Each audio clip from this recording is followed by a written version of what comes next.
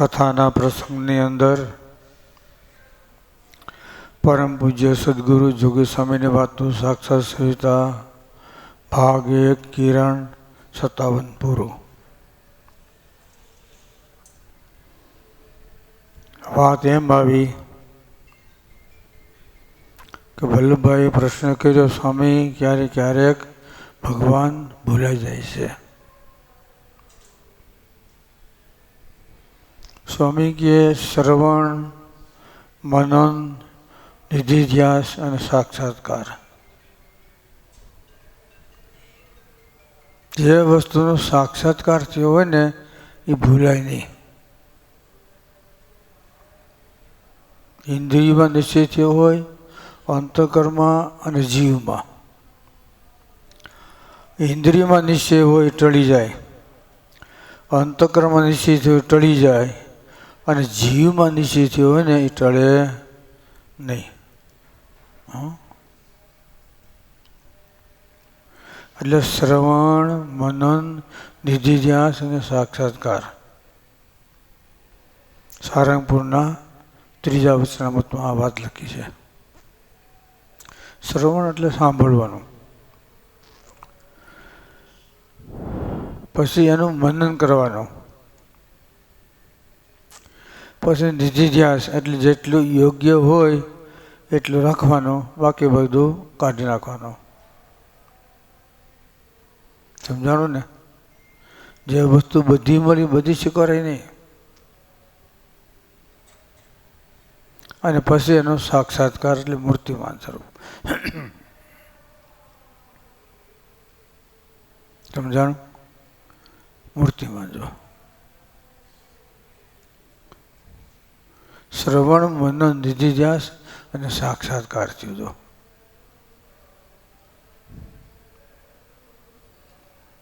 પછી એ વસ્તુ વગર યાદ કરો તો યાદ આવે, યાદ કરવી પડે નહીં. કેણે કીધું ગુણાત્મા સ્વામી કે ત્રણેય અવસ્થામાં ભગવાનની મૂર્તિ અખંડ દેખાય છે, ભૂલાતી નથી. કોઈ પ્રશ્ન કર્યો કે તમે સુવો ત્યારે સ્વામી કે તમે તમારા દેહને ભૂલો છો? નહીં. એમ હું પણ ત્રણેય અવસ્થામાં ક્યારેય ભગવાનની મૂર્તિ ભૂલાતી નથી. હું વસંતભાઈ, આપણે એક રૂમની અંદર 5-7 જણા હોતા હોય અને વસંત નાદપા એમ કહું કે કોણ જવાબ દે? બોલો, બીજું કોઈ દે? નામ સાથે જડાઈ ગયું કે મારું નામ આવ્યું. સમજાણું? આ ચેતન નરબારા કોઈ એમ કહે તો કોણ જવાબ દે? એ જ દે ને, બીજું કોઈ? શા માટે? એનું નામ એને નિશ્ચયથી પરિપક્વતા. સમજાણું? એ સાક્ષાત્કાર કહેવાય. સ્વામી કે એ વસ્તુ ન યાદ કરો ને તો એ સહેજે યાદ આવે, ભૂલાય નહીં. જોયું? થાય શેનાથી? બુદ્ધિથી નિશ્ચય થાય, મનન દ્વારા મનન, ચિત્ત દ્વારા ચિત્તવન અને અહંકાર અભિમાન. બુદ્ધિનો નિશ્ચય કરે છે.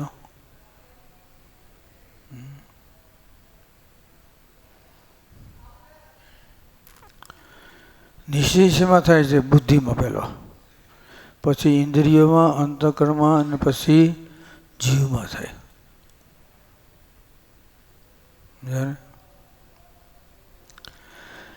ભગવાનના સંબંધની જે વસ્તુ પામી એ બધી તમામ વસ્તુ નિર્ગુણ છે. લીમડાને યાદ કરીએ તો ભગવાન યાદ આવે ને મહેન્દ્રભાઈ? હા, ગઢપુરમાં જાઓ અને લીમડાને યાદ કરો તો ભગવાન યાદ કરાવે. અમુક વસ્તુ તમને યાદ કરાવે, અમુક એનો સંબંધ કરાવે. સ્વામીએ લખ્યું, લીમડો છે સગુણ છે, નિર્ગુણ નહીં. ખાલી ભગવાનની સ્મૃતિ કરાવી છે, પણ ભગવાને શું આપણને ઉપદેશ આપ્યો એ લીમડો બોલશે? હાલો જવાબ આપો. એ નહીં બોલ્યા. એ ભગવાનના ભક્ત એ વાત કરી છે. મહારાજના લીલા ચરિત્ર જોઈએ. અને લીમડો છે ભગવાનના સંબંધવાળો છે, પણ સગુણ છે. સમજાણું?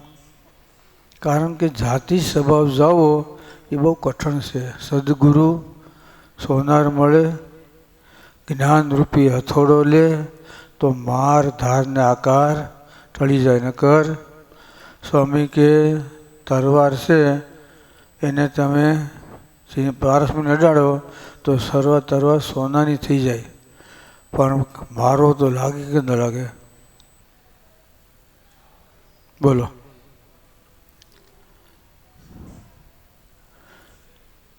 સદગુરુ એની પાસે શીખે ને તો માર ધાર અને આકાર ટળી જાય. લીમડો સગુણ છે, સમજાય ને? એનો જાતિ સ્વભાવ કડવો ગયો નથી હજી. ભલે મહારાજને બેઠે બેઠા તોય મહારાજને આશરો આપ્યો ને એને બોડી છે ને એને કાંટા ખરી ગયા કેનાથી? ગોપાળન તમે કહેવાતી હો. મહારાજે નથી ખેર્યા, ધ્યાન રાખજો. વળી મહારાજમાંથી શીખતા નહીં. બોડી નીચે મહારાજ સભા કરીને બેઠા, પણ કાંટા કેને ખેર્યા? બોલો જવાબ દો. હા, બસ. એને એમ કીધું તારી નીચે ભગવાન બેઠા તારા આશરે અને તારા સ્વભાવ ન ગયા, ચડી ગયા. આ છે નિર્ગુણ બ્રહ્મ. એટલે સ્વામીએ સાક્ષાત સવિતાની અંદર બહુ વિવરણ કર્યું. સગુણ અને નિર્ગુણ બહુ લીમડો કરવો છે. જાતિ સ્વભાવ ગયો નથી. ડાળ કાપીને કોઈને મારો તો લાગે કે ના લાગે? નિર્ગુણ થયું હોય તો લાગવું ન જોઈએ. નિર્ગુણ થઈ ગયો હોય તો માર ધારને આકાર બધી મટી જાય. તરવાર હોનાની થઈ પણ વારધાર આકાર ન મટ્યો. પણ સદગુરુને મન હોપે, એને જીવ હોપે તો માર ધારને આકાર આ બધી મટી જાય. જેટલા રોગ એટલી દવા. પણ જાણે તો વધ જોઈએ. ડૉક્ટરો ફેમિલી ડૉક્ટર હોય ને તમારે બધાના, સવારે 5 વાગે થયો શીખ આવે છે, શું કરવું? તો ઓલી ગોળી લઈ લે.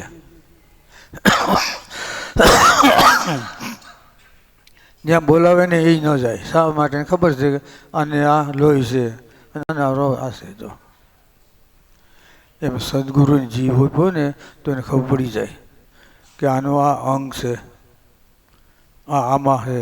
જો સમજાણું?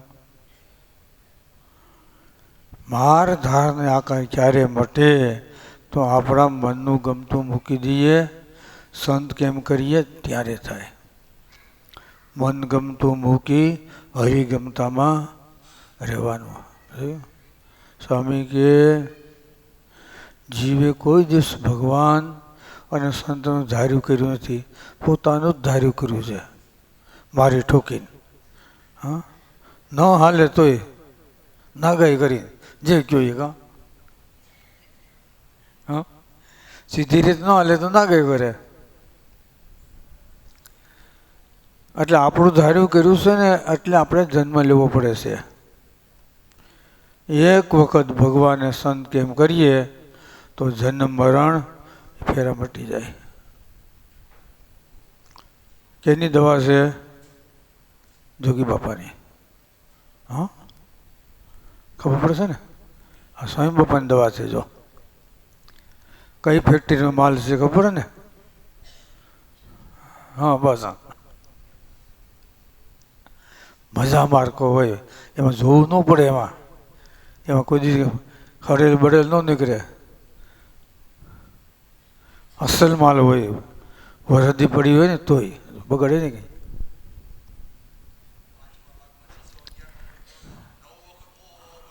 હા,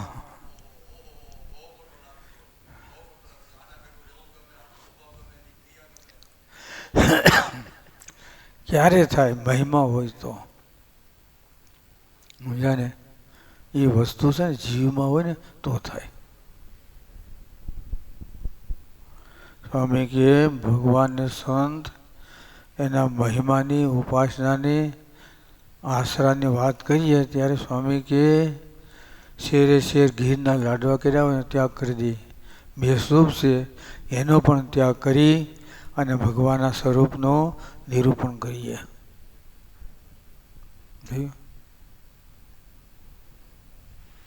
રાખ ને રતન મરે આનંદ થાય એમ આપણને ભગવાન અને આવો સત્સંગ આપણને મળ્યો છે.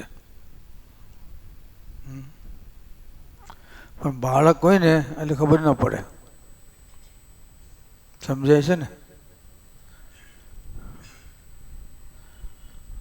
અલિયા ખાસર હતા, એનો નાથો હતો અને 5,000ની ઉતરી પહેરી હતી હોનાની. મહારાજ પાસે પગે લોકો આવ્યો. મહારાજ કે 2 કેરી હતી એ લેવા ગયો તો મહારાજ ના પાડી, રોવા માંડ્યો.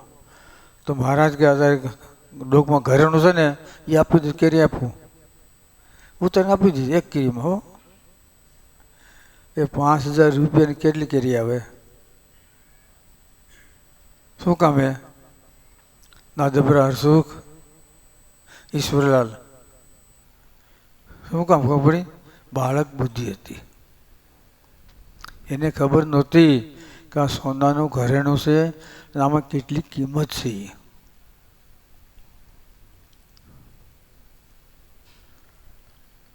એમ ભગવાનનો ભક્ત થાય તો ભગવાનના ભક્તને ઓળખે. મધ્યના સત્રમાં કહ્યું ઉદ્ધવજીએ ગોપીઓનો મહિમા સમજ્યા અને ગોપીઓ ઉદ્ધવજીનો. ભગવાનનો ભક્ત થાય તો જ ભગવાનના ભક્તને ઓળખે, બાકી કોઈ ન ઓળખે. હા, સમજાણું? ભક્ત થાય તો જ ભક્તને ઓળખે. વેપારી વેપારીને ઓળખે. નોકરિયાતને ઓળખે. ડૉક્ટર છે ને એ ડૉક્ટરને ઓળખતો કેમ થયો હોય. લોહીનું પાણી કર્યું હોય ને તો એ થાય કે લ્યો ખાલી હાથ દીધો 50 રૂપિયા લઈ લીધા. લ્યો ખાલી હાથ પકડવાના. એ હાથ પકડવાના નથી.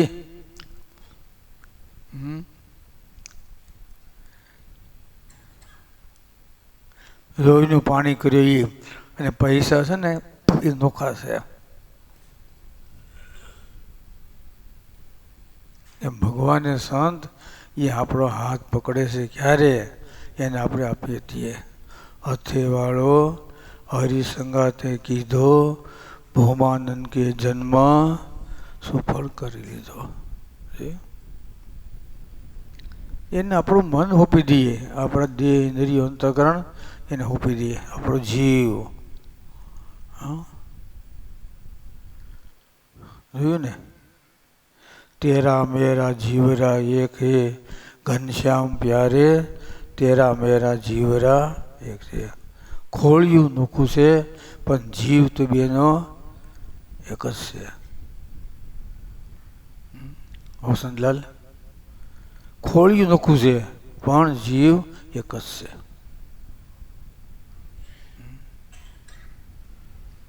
એક જ છે. જો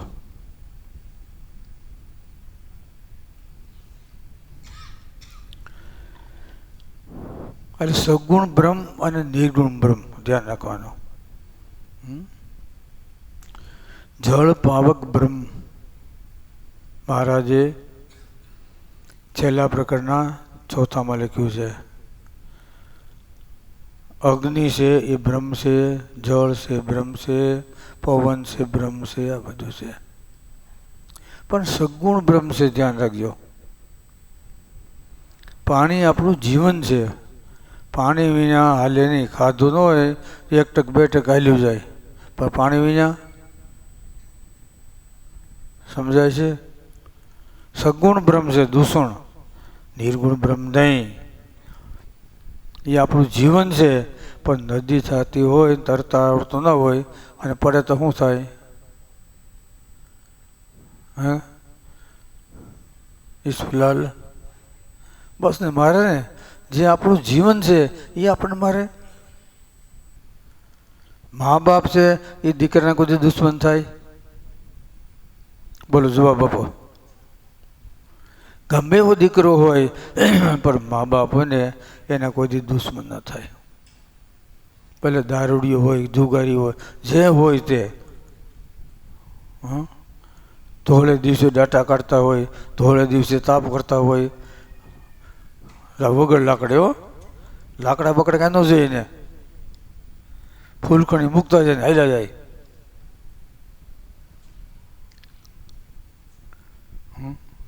ફૂલકણી કે ને જોયું.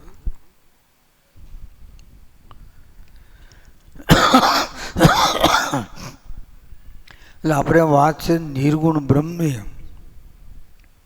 સમજાય છે ને. નિર્ગુણ પોતા જ એવું કરી દે. ભમરી ઈરને લઈ આવે, સટકો મારે, એને દેહ કરીને ઈર ભમરીમાંથી ભમરી થઈ જાય છે.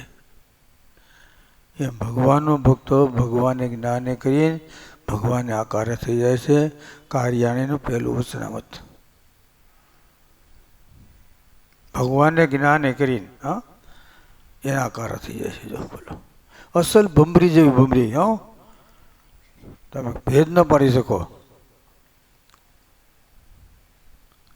દ્રાક્ષ છે ને એમાં જ નાના મોટા જોડો આવી છે, જમરૂખમાં આવી છે, સફરજનમાં ફેરફાર આવે, આમાં કાંઈ ન આવે. એક હરખું એમ.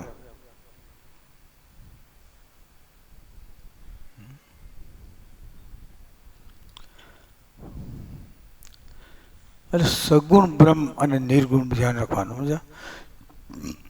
સગુણ બ્રહ્મ છે ભગવાનનો સંબંધ કરાવશે પણ ભગવાન સુધી પહોંચાડશે નહીં.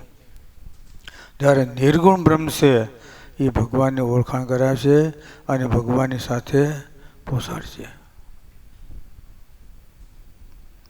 ઇસ્કોલાન સ્વામીએ પરસા લખ્યા, એમાં વડોદરાનો પરસો લખ્યો છે. બોલો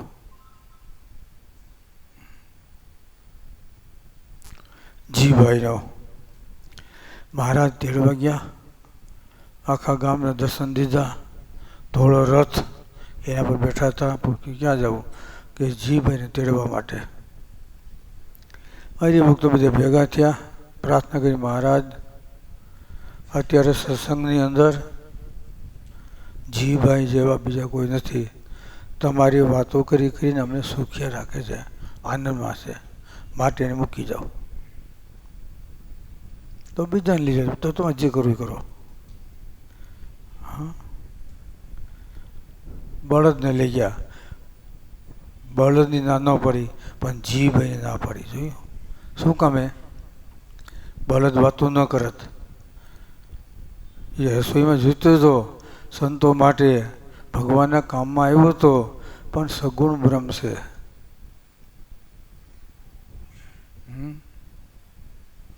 સેકન્ડ બી વાવો ને એ ઉગે નહીં કોઈ દી. તપાસ કરી લેવાની, કદાચ કોઈને મનમાં થતો હોય કેમ ન ઉગે, ન જ ઉગે જવાય.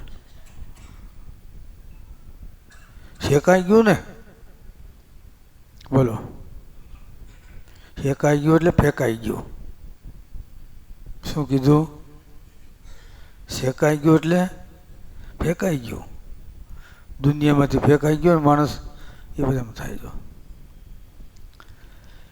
એટલે ખબર પડી ને, જીભાઈને મહારાજે મૂકી ગયા, બળદને તેડી ગયા. એટલે બે વસ્તુ છે, સગુણ બ્રહ્મ છે અને નિર્ગુણ છે. જળ પાવક બ્રહ્મ એ બધું બ્રહ્મ છે, પણ સગુણ બ્રહ્મ છે. બોલો સહેજાનંદ સ્વામી મહારાજ.